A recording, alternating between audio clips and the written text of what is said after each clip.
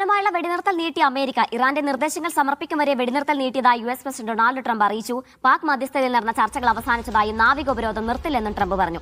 നയതന്ത്ര ചർച്ചകളുമായി മുന്നോട്ട് കൊണ്ടുപോകാൻ വെടിനിർത്തൽ നടപടി ഉപകരിക്കുമെന്ന് പാക് പ്രധാനമന്ത്രി ഷഹബാസ് ഷെരീഫും പ്രതികരിച്ചു.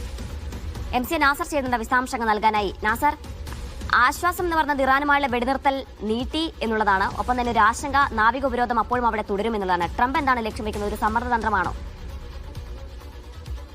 ജിന, എന്തായാലും ഈ വെളുപ്പിനോട് കൂടിയായിരുന്നു 2 ആഴ്ച നീണ്ട ഇറാൻ അമേരിക്ക ആ ഒരു വെടിനിർത്തലിന്റെ കാലപരിധി അവസാനിച്ചത്. അതോടുകൂടി എന്ത് സംഭവിക്കുമെന്ന ഒരു ആശങ്ക സ്വാഭാവികമായിട്ടും മേഖലയിലും ലോകതലത്തിൽ തന്നെ രൂപപ്പെട്ടിരുന്നു. അല്പം മുമ്പാണ് തൽക്കാലം ഈ വെടിനിർത്തൽ നീട്ടുന്നതായി ഏകപക്ഷീയമായിട്ട് അമേരിക്കൻ പ്രസിഡന്റ് ട്രംപ് ഇപ്പോൾ പ്രഖ്യാപിച്ചിരിക്കുന്നത്. ഔദ്യോഗികമായിട്ട് എന്തെങ്കിലും പ്രതികരണം ഇറാന്റെ ഭാഗത്തു നിന്ന് ഇതുമായി ബന്ധപ്പെട്ട് വന്നിട്ടില്ല. അതേസമയം തങ്ങളെ ഏർപ്പെടുത്തിയിരിക്കുന്ന നാവിക ഉപരോധം അതിശക്തമായി തന്നെ തുടരുമെന്നാണ് അമേരിക്കൻ പ്രസിഡന്റ് ട്രംപ് അറിയിച്ചിരിക്കുന്നത്. ഇപ്പോൾ പാകിസ്ഥാൻ മുന്നോട്ട് വെച്ചത് നിർദ്ദേശം കൂടിയായിരുന്നു ഈ വെടിനിർത്തൽ നീട്ടണം എന്നത്. ആ നിർദ്ദേശം താൻ സ്വമേധയാ അംഗീകരിക്കുന്നതായിട്ടാണ് ട്രംപ് അറിയിച്ചിരിക്കുന്നത്. എന്തായാലും ട്രംപ് കൈക്കൊണ്ടിരിക്കുന്ന ഈ തീരുമാനത്തെ പാക് പ്രധാനമന്ത്രി ഷഹബാസ് ഷെരീഫ് അഭിനന്ദിച്ചു. അതുമാത്രമല്ല, നിലവിൽ നടന്നുകൊണ്ടിരിക്കുന്ന ഈ നയതന്ത്ര പ്രശ്നപരിഹാര ചർച്ചകൾ അതിന് കുറെ കൂടി മുന്നോട്ട് കൊണ്ടുപോകാനും ഇറാന്റെ സ്റ്റാൻഡിൽ നിന്ന് അവരെ കുറെ കൂടി ഒരു മൃദുവായ നിലവിലേക്ക് കൊണ്ടുവരാനും ഒരുപക്ഷെ ഈ നടപടി ഉപകരിക്കുമെന്നൊരു പ്രത്യാശ കൂടി പാക് പ്രധാനമന്ത്രി പ്രകടിപ്പിക്കുന്നുണ്ട്. പക്ഷേ ഇറാന്റെ ഭാഗത്തുനിന്ന് ഔദ്യോഗികമായിട്ടുള്ള ഒരു പ്രതികരണമൊന്നും വന്നിട്ടില്ല. കാരണം യുദ്ധമാണെങ്കിൽ യുദ്ധത്തിന് തങ്ങൾ തയ്യാറാണ്.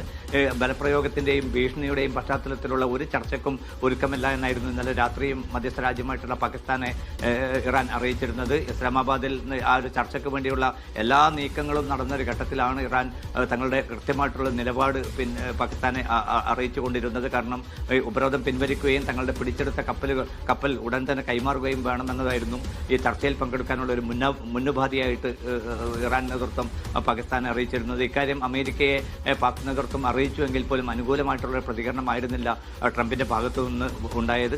പക്ഷേ വലിയ തോതിലുള്ള സമ്മർദ്ദം ട്രംപ് അനുഭവിക്കുന്നുണ്ട്, ആഭ്യന്തര തലത്തിലും ലോകതലത്തിലും മേഖലാ തലത്തിലും. കാരണം ഇനിയും ഒരു യുദ്ധത്തിലേക്ക് ഇത് കൊണ്ടുപോവുകയാണെങ്കിൽ ഇത് എവിടെ കൊണ്ട് ചെന്ന് എത്തിക്കും എന്നത് സംബന്ധിച്ച തികഞ്ഞ ഇറാൻ നേതൃത്വം പാകിസ്ഥാനെ അറിയിച്ചിരുന്നത്. ഇക്കാര്യം അമേരിക്കയെ പാക് നേതൃത്വം അറിയിച്ചുവെങ്കിൽ പോലും അനുകൂലമായിട്ടുള്ള പ്രതികരണമായിരുന്നില്ല ട്രംപിന്റെ ഭാഗത്തു നിന്ന് ഉണ്ടായത്.